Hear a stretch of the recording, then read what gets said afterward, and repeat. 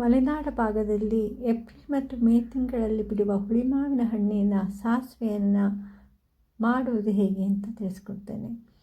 ಈ ಮಾವಿನ ಹಣ್ಣಿನ ಸಾಸಿವೆಯನ್ನು ಬೇಸಿಗೆ ಕಾಲದಲ್ಲಿ ಅಂದರೆ ಏಪ್ರಿಲ್ ಮೇ ತಿಂಗಳಲ್ಲಿ ಮಲೆನಾಡು ಭಾಗದಲ್ಲಿ ಊಟ ಮಾಡಲಿಕ್ಕೆ ಹೆಚ್ಚಾಗಿ ಬಳಸ್ತಾರೆ.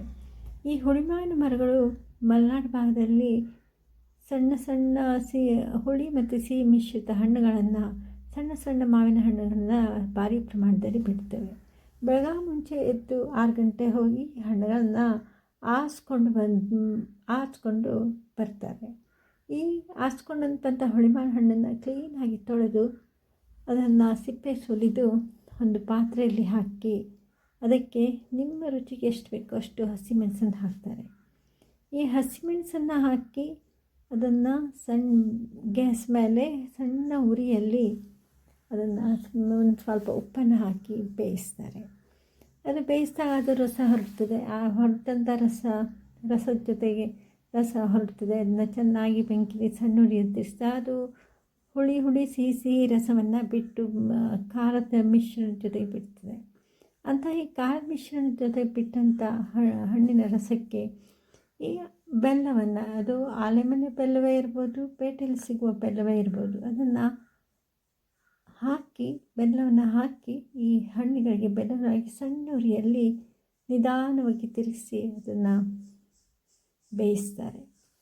ಅಂದರೆ ಬೆಲ್ಲವನ್ನು ಹಾಕಬೇಕಿದ್ರೆ ಸ್ವಲ್ಪ ಹಾಕ್ತಾರೆ. ನಿಮ್ಮ ರುಚಿಗೆ ಎಷ್ಟು ಬೇಕೋ ಅಷ್ಟು ಬೆಲ್ಲವನ್ನು ಹಾಕಿ ಅದನ್ನು ಚೆನ್ನಾಗಿ ಕಲಕಿ ಹಸಿಮೆಣಸಿನ ಜೊತೆಗೆ ಸ್ವಲ್ಪ ಉಪ್ಪನ್ನು ಹಾಕಿ ಚೆನ್ನಾಗಿ ತಿರುಗಿಸಿ ಬೇಯಿಸಿದಾಗ ಹುಳಿಮಾವಿನ ಒಂದು ಸಾಸಿವೆ ಏನಂತೇವೆ ಅದು ರೆಡಿ ಆಗ್ತದೆ. ಇದನ್ನು ನೀವು ದೀರ್ಘಕಾಲ ಕೂಡ ಇಡ್ಬೋದು. ಫ್ರಿಜ್ನಲ್ಲಿಟ್ಟರೆ ತುಂಬ ದಿನ ತನಕ ಇರ್ತದೆ. ಅಥವಾ ಅದನ್ನ ದಿನಾನು ಬಿಸಿ ಮಾಡಿ ಇಡ್ಬೋದು. ಅಥವಾ ಒಂದು ಪಾತ್ರೆಯಲ್ಲಿ, ಒಂದು ಬಾಟಲಿಯಲ್ಲಿ ಹಾಕಿ ಚೆನ್ನಾಗಿ ಬೇಯಿಸಿದಂಥ ಈ ಹುಳಿಮಾವಿನ ಈ ಬೆಲ್ಲದ ಜೊತೆ ಮಿಶ್ರಣ ಏನಿರ್ತದೆ ಅದನ್ನು ನೀವು ಒಂದು ಪಾತ್ರೆಯಲ್ಲಿ ಹಾಕಿ ಫ್ರಿಜ್ನಲ್ಲಿ ಕಾಯಮಾಗೂ ಇಟ್ಕೊಳ್ಬೋದು. ಆ ಬೆಲ್ಲವನ್ನು ಹಾಕಿ ಬೇಯಿಸುವಾಗ ಮಾತ್ರ ತುಂಬ ಚೆನ್ನಾಗಿ ಒಂದು ಹದಕ್ಕೆ ಬರುವ ರೀತಿಯಲ್ಲಿ ಅದನ್ನು ಚೆನ್ನಾಗಿ ಬೇಯಿಸಬೇಕಾಗ್ತದೆ. ಇದನ್ನು ಯಾವಾಗಲೂ ಊಟಕ್ಕೆ ಮಜ್ಜಿಗೆ ಅನ್ನಕ್ಕೆ ಆಗಲಿ, ಬೇಳೆ ಸಾರಿಗಾಗಲಿ ಹಾಕಿಕೊಂಡು ಊಟ ಮಾಡಲಿಕ್ಕೆ ತುಂಬ ಚೆನ್ನಾಗಾಗ್ತದೆ. ಈ ಭಾಗದಲ್ಲಿ, ಮಲೆನಾಡು ಭಾಗದಲ್ಲಿ ಈ ಹುಳಿಮಾವಿನ ಹಣ್ಣನ್ನು ಈ ರೀತಿಯಾಗಿ ಬೇಯಿಸಿ ಸಂಗ್ರಹಿಸಿ ಇಟ್ಕೊಳ್ತಾರೆ. ಅದನ್ನು ಊಟಕ್ಕೆ ಕಾಯಮಾಗಿ ಬಳಸ್ತಾರೆ.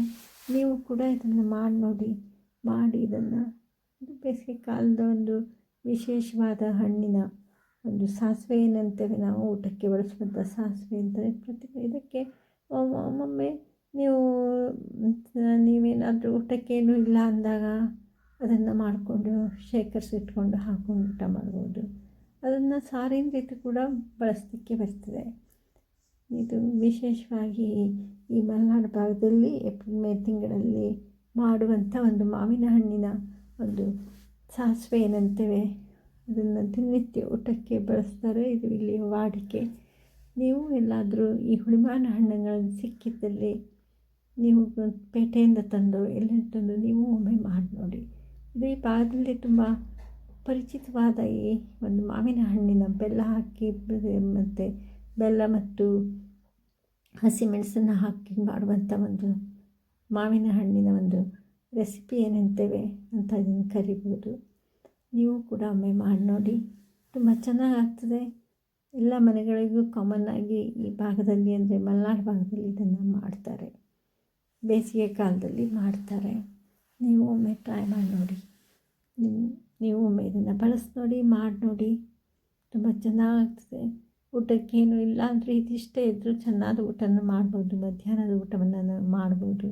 ನೀವು ಕೂಡ ಮಾಡಿ ನೋಡಿ.